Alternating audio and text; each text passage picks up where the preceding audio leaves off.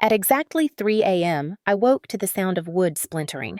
My front door didn't just creak open like in the movies. It exploded inward with the deafening crack of metal and frame tearing apart. My heart leapt into my throat as cold air rushed into my small apartment. I was frozen for a second, lying on the couch where I had dozed off after my late hospital shift, the TV still casting faint blue light.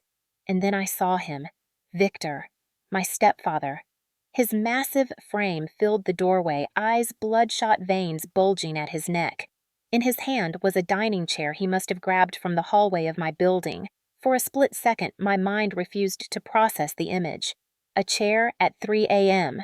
But then, he roared a guttural animal sound and charged. I tried to scramble up, but before my knees even straightened, he swung the chair like it was a weapon crafted for this very moment. The wood slammed against my ribs with such force that I heard the sound inside my body before I even felt the pain. A sickening crack. My breath caught in my chest, sharp and unbearable, and the world spun sideways. I fell hard onto the floor, the edge of the carpet scraping my cheek, my entire torso screaming with agony. For a second, I thought maybe I was dreaming. Maybe this couldn't be real. Maybe my body was inventing this nightmare, because I had gone to bed, replaying all the threats Victor had muttered in the past weeks. But then the second blow came, and all illusions vanished. The chair splintered this time, a leg snapping off as he raised it and drove it into me again. My vision blurred with tears, black dots dancing at the edges. I clawed at the floor, desperate to get away to reach the phone on the coffee table. The only sound I could make was a hoarse gasp, a broken wheeze from lungs that refused to fill. And then I saw her, my mother, Linda. She stood just outside the doorframe, her nightgown, loose hair flat against her temples, eyes shining not with terror or fury, but with something worse, indifference. The hallway light illuminated her face in yellowish glow, making the hollows of her cheeks look deeper. She wasn't screaming for him to stop. She wasn't calling the police. She wasn't even moving. She was simply watching. My body trembled with more than pain. It was betrayal slicing through me sharper than any bone-deep injury. "Mom," I croaked the word, torn out of my chest as if it weighed 100 pounds. "Please." For a brief second, her lips parted. Hope flickered in me, fragile and desperate like a candle flame in the middle of a storm.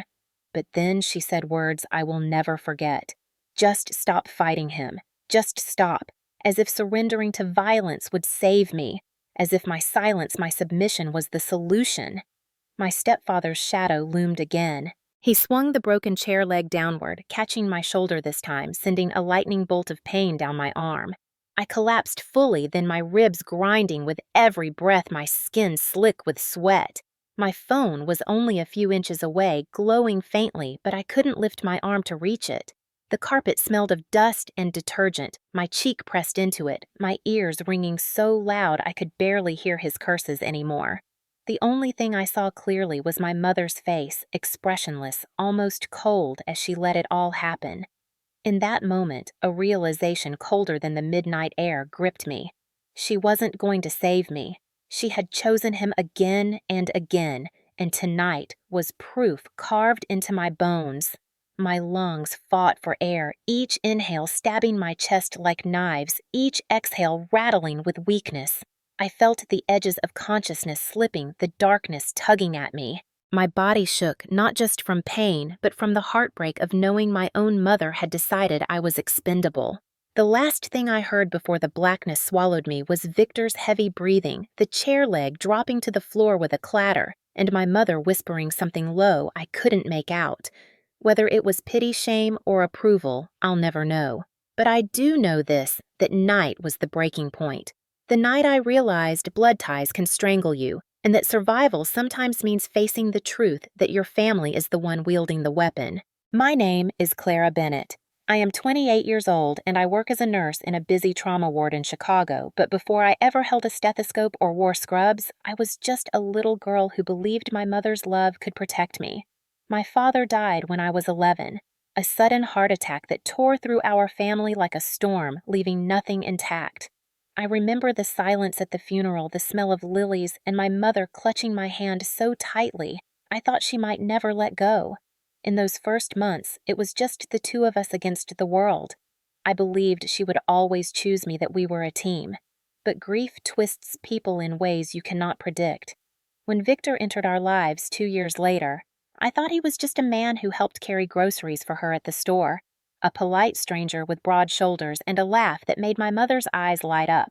I wanted her to smile again, so I didn't protest when he began visiting more often, fixing leaky faucets, sitting at our dinner table. At first, he was careful with me asking about school, pretending to care about my favorite books. But there was a chill under his charm, a way his gaze lingered a second too long, a tone that shifted when my mother wasn't around. By the time I was 15, the warmth was gone. He criticized everything: my clothes, my grades, my friends, each word landing like a lash. And my mother, who once defended me from teasing neighbors or harsh teachers, began to echo his judgments.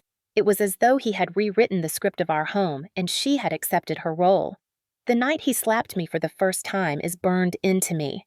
I had refused to hand over my allowance for one of his investments, and he struck me across the face so hard my ears rang. I looked at my mother in shock, expecting fury, expecting her to throw him out. Instead, she whispered, "Clara, please don't make him angry." That whisper carved something out of me, something that never grew back. From then on, every part of my teenage years was shaped by his control. He dictated what I could wear, where I could go, who I could speak to.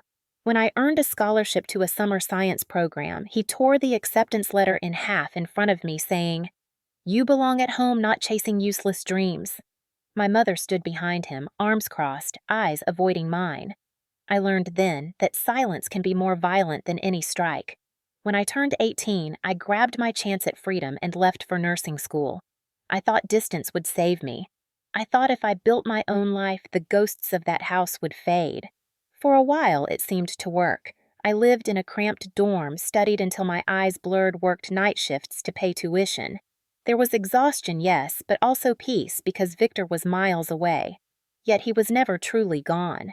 He called my phone at odd hours, demanding money, accusing me of abandoning family. If I didn't answer, he left messages dripping with threats. My mother sometimes called too, but her words were worse. "He means well," or "he's under stress." I wanted to scream, to shake her, to ask how many bruises it would take for her to stop excusing him. When I graduated and got my first job at the hospital, I thought I had finally outrun him. I rented a small apartment, decorated it with plants and cheap secondhand furniture, created a space that felt mine. For the first time, I exhaled. But freedom has a way of drawing out those who want to crush it.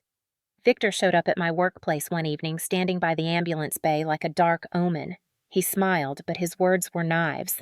"Your mother tells me you're doing well. That means you can finally give back. Family comes first."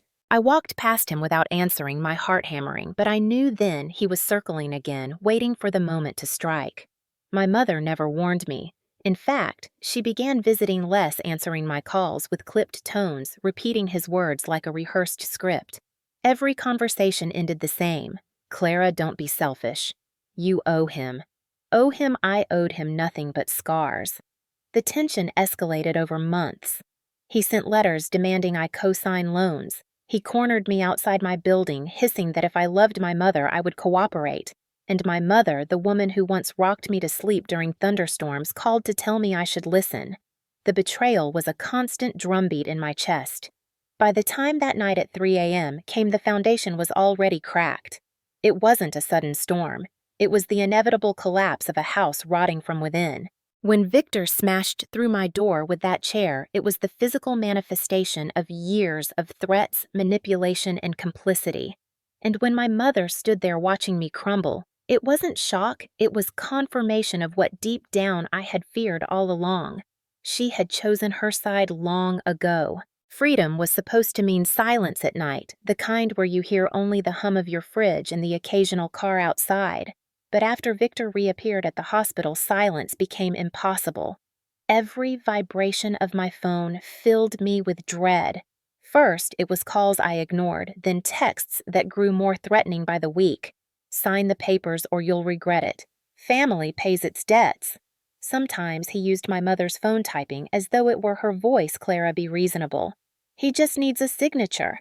It was a trap I refused to walk into. I had seen his investments, half-baked businesses, gambling debts, loans he never repaid. He wanted me as collateral, a clean credit history to shield his rot.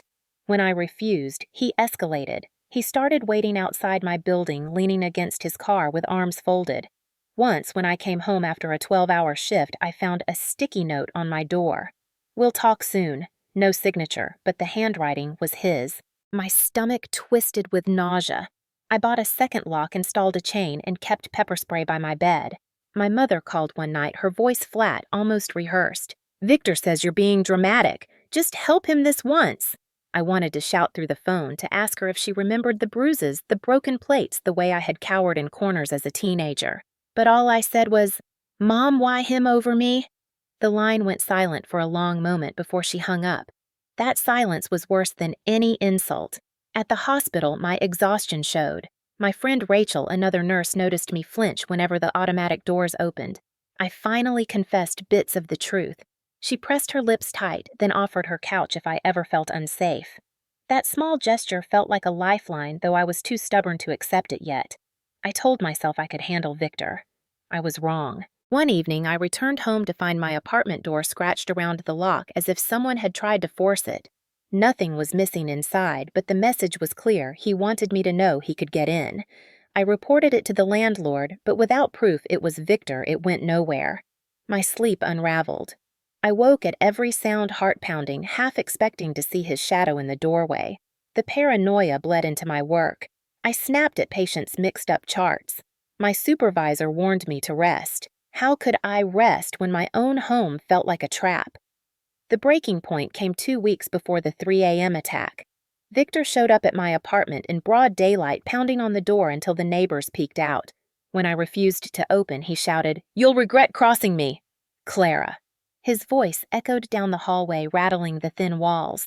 Later, I found my mother waiting outside my building, her expression calm, almost resigned. "Just sign," she said softly, as though this were about groceries or utilities. "It will make everything easier." Easier for whom? For Victor. For her, not for me. I shook my head, my chest tight with rage and sorrow. "You don't see me at all, do you?" I whispered. She didn't answer. She just turned and walked away, leaving me in the shadow of her abandonment. I began documenting everything then. I saved every text, every voicemail, photographed the scratches on my lock, even asked Rachel to witness his shouting in the hallway one evening. A part of me knew the storm was building, that something violent was coming. I wanted to believe preparation would protect me, but preparation is not armor against a man like Victor. The week before that night, I woke to the sound of footsteps outside my window. My apartment was on the second floor. Someone was climbing the fire escape. I grabbed my phone and called the police, hands shaking.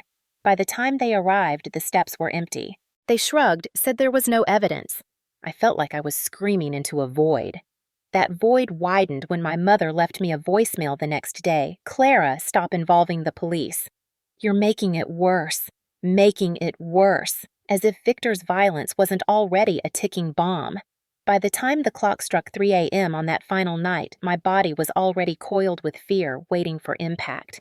And when he shattered my door with that chair, part of me almost felt relief. Not because I wanted the pain, but because the waiting was finally over. The escalation had reached its inevitable climax.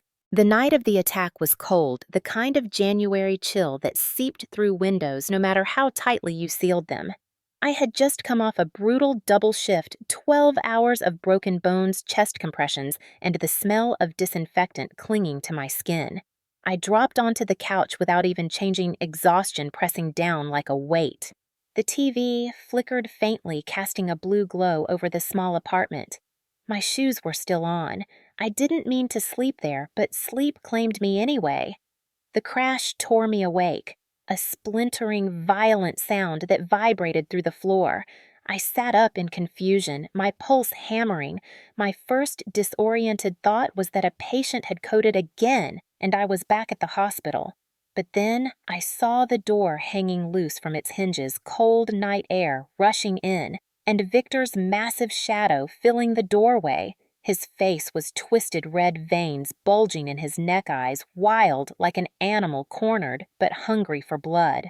In his hand, impossibly, was a chair, a wooden dining chair he must have wrenched from the hallway outside.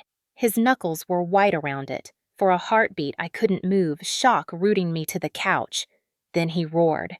The sound was guttural, a promise of destruction, and before I could even rise, he swung.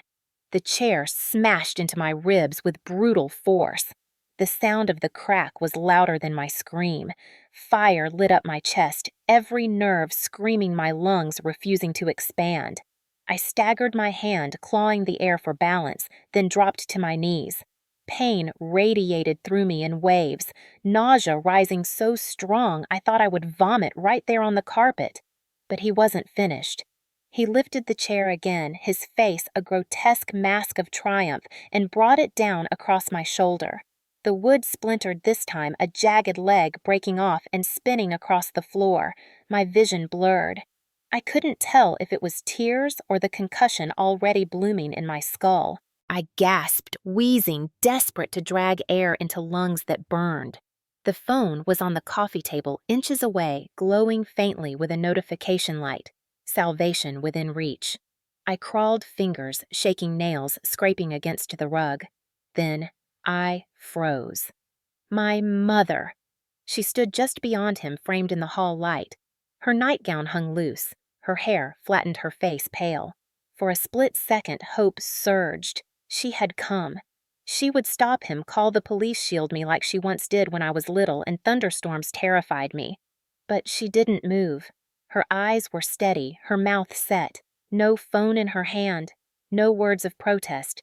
Just silence. "Mom," I gasped, my voice a shredded whisper, tasting blood at the back of my throat. "Please." Her lips parted slightly, and for half a second I thought she would scream, beg him to stop, rush forward. Instead, she spoke words that fell on me heavier than any blow. Just stop fighting him. Just stop, as if surrender could save me, as if compliance would erase years of his violence. The betrayal burned hotter than the pain in my ribs. It hollowed me. My stepfather grinned at her words, emboldened, and drove the broken chair leg into my side. I screamed then, a raw, jagged sound that tore from deep inside, more animal than human. I collapsed onto my side, my body curling instinctively around the injury. The carpet fibers pressed rough against my cheek, smelling of dust and detergent, grounding me even as the world tilted. My fingers stretched toward the phone, but my arm gave out, trembling uselessly. My chest heaved, every breath a knife sliding between ribs. He loomed above me, breath sour with alcohol sweat dripping down his brow, muttering curses about ungrateful children. His words blurred, drowned by the pounding in my head. The only clarity was the sight of my mother's face, pale and still as she let it all happen. The weight of that silence crushed me. Betrayal is not always shouted. Sometimes it's whispered in indifference. My body began to fail. My vision narrowed to a tunnel, black spots multiplying at the edges. My hearing faded to a ringing hum. I could no longer feel my legs, only the throbbing agony in my ribs, and the faint warmth of blood soaking through my shirt. I thought this was it, that I would die here on my own living room floor with the woman who gave me life watching as it was taken away. Tears slipped from my eyes, not just from pain, but from heartbreak, because somewhere deep down a piece of me still believed she might change, that she might save me. But she didn't move. The last thing I heard before the darkness surged was the clatter of wood as Victor dropped the shattered remains of the chair, his heavy breathing filling the room, and my mother's low murmur too soft to catch. Whether it was pity, shame, or complicity, I will never know. And then my world went black. I woke to the sterile sting of antiseptic and the relentless beeping of monitors. My chest ached with each breath, a deep, grinding agony that told me the crack I had heard was real, that my ribs were splintered inside me. I tried to move, but pain pinned me to the bed, sharp and punishing. White ceiling tiles blurred above me. For a disoriented moment, I thought I was still dreaming, still trapped under Victor's shadow. Then a familiar voice pierced through the fog. "Clara, you're safe now." Rachel sat beside me, her hand wrapped around mine. Her eyes rimmed red as though she had been crying. Relief surged through me, sharp enough to sting worse than the IV in my arm. "How?" My voice broke into a rasp, the oxygen cannula drying my throat. She squeezed my hand gently. "Your neighbors heard the noise. They called the police. When they broke down the door, he was gone. But they found you. You weren't breathing right, Clara. They almost lost you." I closed my eyes, the memory flooding back in flashes, Victor's roar, the chair splintering, my mother's silent face in the doorway, shame, betrayal, fury, all twisted together until I could barely breathe. The monitor spiked with my pulse, frantic beeps filling the room. Rachel leaned closer. "Don't push it. You're safe. He can't hurt you here." Her words were meant to soothe, but I couldn't silence the question clawing through me. "Mom!" The word rasped out, fragile and bitter. Rachel hesitated, and the pause cut deeper than any answer. Finally, she said, "She was there when the officers arrived. She claimed she didn't see what happened. She said you just fell." The betrayal burned fresh. Fell. As though my broken ribs, the bruises spreading across my torso, were accidents. As though I had collapsed under my own weakness, not under Victor's rage. Rage trembled through me, but I was too weak to lift even my hand. The door creaked open then, and a detective stepped inside, notebook in hand, his expression professional but edged with sympathy. He introduced himself as Detective Monroe, his voice steady and calm. "Miss Bennett, I know you're in pain, but we need a statement. Can you tell me what happened?" Rachel squeezed my hand again, urging me to speak. My throat burned, but I forced the words out, each syllable like broken glass. I told him about the door crashing open at 3 a.m., the chair, the blows, the phone just out of reach. I told him about my mother standing there watching. His jaw tightened, his pen scratching across the page. When I finished, his eyes met mine, and there was no dismissal in them, no disbelief. "We'll find him," he said, "and we'll get you protection. He won't get near you again." His words anchored me, a promise I clung to, but deep inside a sliver of doubt remained. My mother had lied before. What if she lied again? What if her silence became his shield? Hours blurred together in the hospital. Nurses adjusted my IV, checked my vitals, murmured comfort.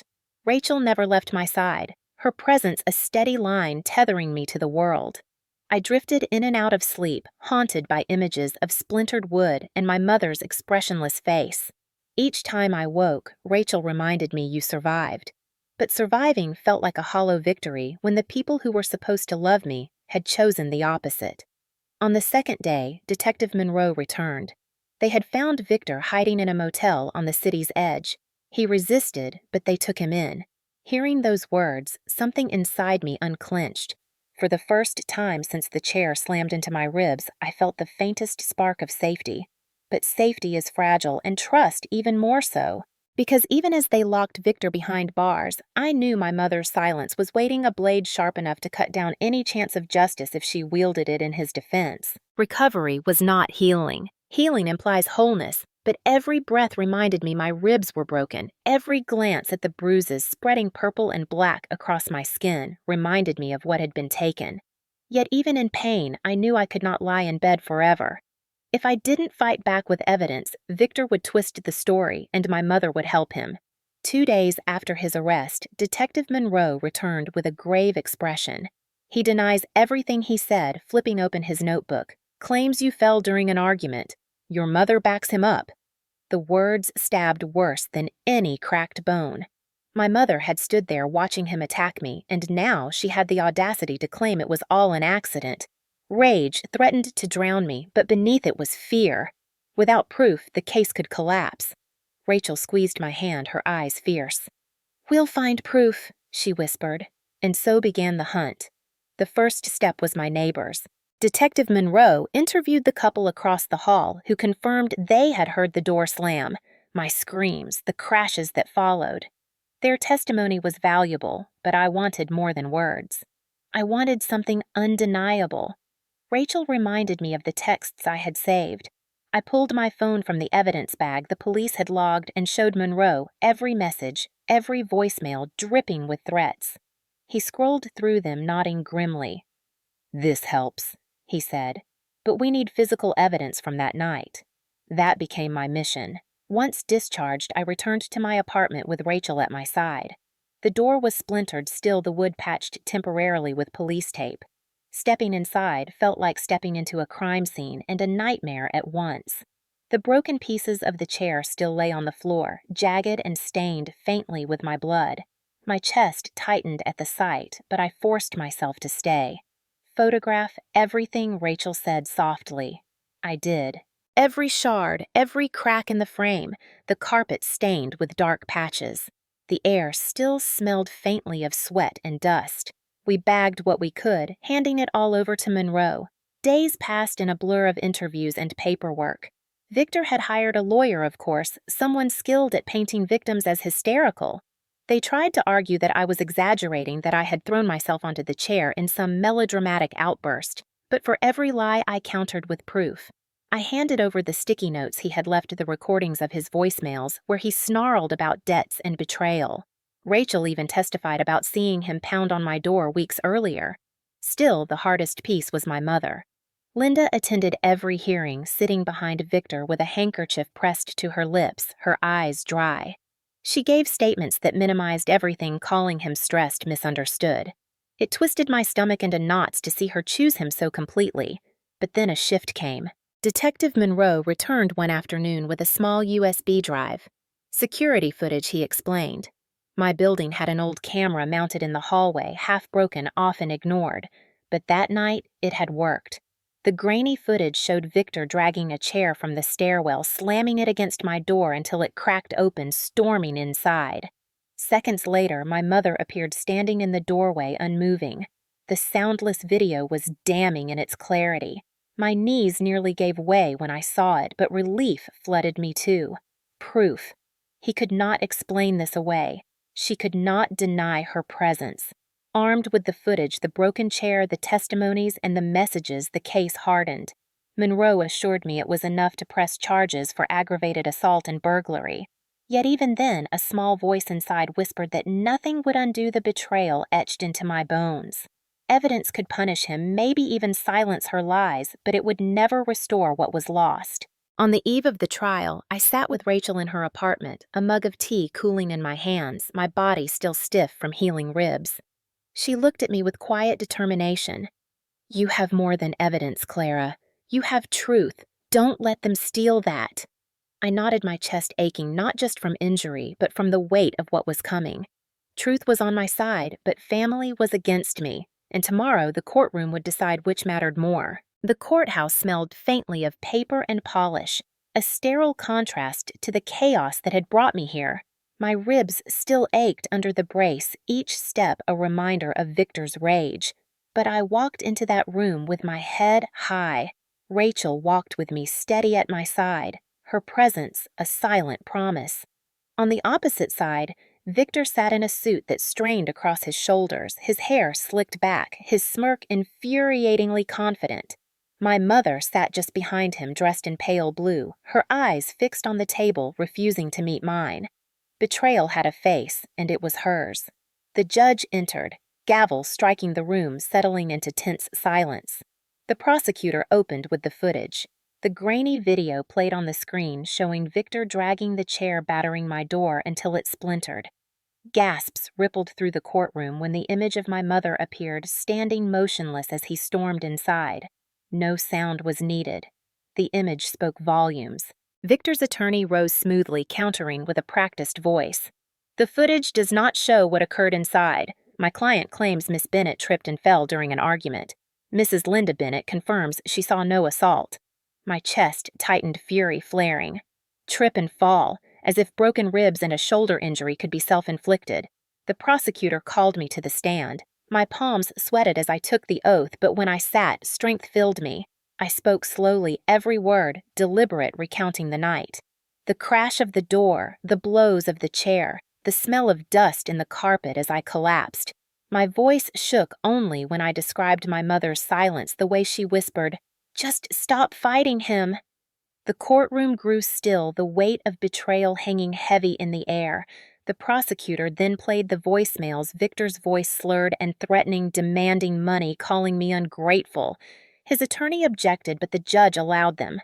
The words filled the room, undeniable. Rachel testified next. She spoke of finding me in the hospital, of weeks of fear of seeing Victor pound on my door. Her voice was steady, unwavering, her loyalty shining brighter than any blood tie. The neighbors added their part, describing the crashes and my screams. Piece by piece, the puzzle of truth assembled before the jury. Then came the moment I dreaded, my mother's testimony. She walked to the stand, slowly clutching her handkerchief. Her voice was soft, almost trembling. "I didn't see him hit her," she said. "I only saw her on the floor. It all happened so fast. Maybe she fell." My heart cracked anew, hearing her lie so easily. The prosecutor pressed, showing her the footage, asking why she had not called for help, why she had not moved. Her eyes darted, lips pursed, but she clung to the script. I didn't know what was happening. I was shocked. Shock. That was her shield. But then the prosecutor leaned in, voice low but sharp. "Mrs. Bennett, did you or did you not hear your daughter plead for help?" Silence. The courtroom held its breath. Her fingers twisted the handkerchief knuckles white. She said, "Mom, please." The words slipped out quiet but clear. Gasps filled the room. It was the crack in her wall of denial. The prosecutor seized it. "And you did nothing." My mother's lips trembled, her eyes glistening. She said nothing. The silence condemned her louder than any admission. Victor shifted in his seat, his smirk faltering. The defense attempted to recover, painting me as dramatic, overly emotional, claiming stress from my job fueled hysteria. But the evidence stood taller. The broken chair leg stained with my blood. The medical reports detailing fractured ribs and shoulder trauma inconsistent with a fall. The security footage showing intent. And my mother's slip, an echo of truth she could not bury. Closing arguments burned with fire. The prosecutor spoke of betrayal not only by a violent man, but by a mother's silence. Family should protect. Instead, they destroyed. Miss Bennett is alive today not because of them, but despite them. When the jury filed out, time slowed. My hands shook under the table, Rachel's grip anchoring me. Minutes stretched into hours. Then the door opened, the jury returning, faces solemn. The foreman rose, voice steady. "We find the defendant Victor Hayes guilty on all counts of aggravated assault and burglary." The words crashed over me like a wave, relief and vindication mingling with sorrow. The judge sentenced him to 12 years in state prison, his protests drowned by the gavel. I exhaled a breath I had been holding for months. Justice. Not complete, not healing, but real. My mother remained seated, pale, her eyes hollow. The judge addressed her silence, condemning her failure to act, ordering community service and probation. It was not prison, but it was accountability, a mark she could never erase. When the room emptied, Victor was led away in cuffs, shouting curses, promising revenge. My mother stood slowly, her gaze brushing mine for the first time. For a moment, I searched for regret, for love hidden under layers of denial.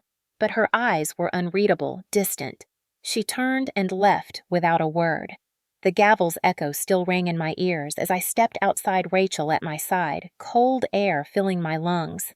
Justice had been spoken aloud, but the hollow ache of betrayal lingered. The trial was over, but the war inside me had only just begun. The day after the verdict, the city felt different, though nothing had changed. The streets were still lined with slush, the sky still gray with winter, but the weight pressing on my chest was lighter. Victor was behind bars, his threats reduced to echoes in my mind, no longer a looming presence outside my door. Yet the victory was bittersweet, because justice had come with a cost, and that cost was my mother. I did not attend her sentencing for probation and community service. Detective Monroe called to tell me the outcome, his voice steady, respectful. "It won't undo what she did, but it will mark her record," he said. I thanked him, but inside I felt hollow. The woman who once brushed my hair before school, who tucked me in during storms, now carried the label of a bystander who abandoned her child. Weeks passed as I healed. The ribs knit slowly, every inhale a reminder of the night Victor's rage exploded. I returned to work eventually, though patients noticed the careful way I moved the brace under my uniform. Rachel refused to let me carry groceries, refused to let me walk home alone. Her stubbornness kept me alive in more ways than one. One evening, as we sat in her apartment with mugs of tea warming our hands, she asked the question I had been avoiding. "Will you ever see your mother again?" The words hung heavy between us. I thought about Linda's face on the witness stand, the way her lips had trembled when she admitted I had begged for help. That single slip had cracked her wall of lies, but it had not rebuilt the bridge between us. "No," I said finally, my voice steady. "She chose him. Even after the evidence, after the bruises, she chose him. I can't let her choose me now that he's gone. It's too late." Saying it out loud was both painful and freeing. Blood had tied us, but love had not. Cutting that thread was survival. Letters came in the weeks after, thin envelopes with my mother's handwriting, pleading words about forgiveness and family. I didn't open them. I burned them one by one, watching the smoke curl upward, releasing years of longing for a mother who would never exist again. Victor tried to write too, his scrawled threats sent from prison. Those I handed straight to Detective Monroe, who promised they would strengthen the case for a no-contact order. For once, the law stood between me and his violence. Slowly, life began to rebuild.